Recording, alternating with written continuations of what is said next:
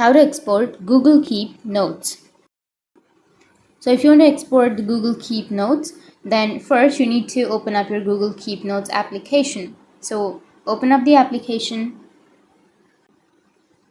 Once you open the application, now you need to simply select the note that you would like to export. So for example, I'll be choosing the first note.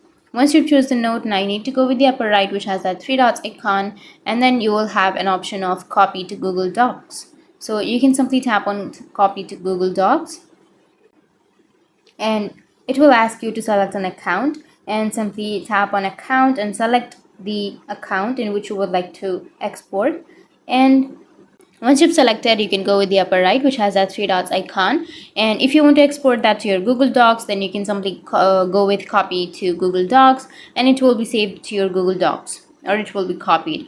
Or you can also go with the upper right again, and here you will have an option of send, and you will be able to send that to your WhatsApp contacts or Snapchat or any other applications. You can simply choose any one of these applications, and then you can export your note to others. So in this way, you will be able to export Google Keep Notes. And if you have any questions, feel free to comment below. Thanks for watching.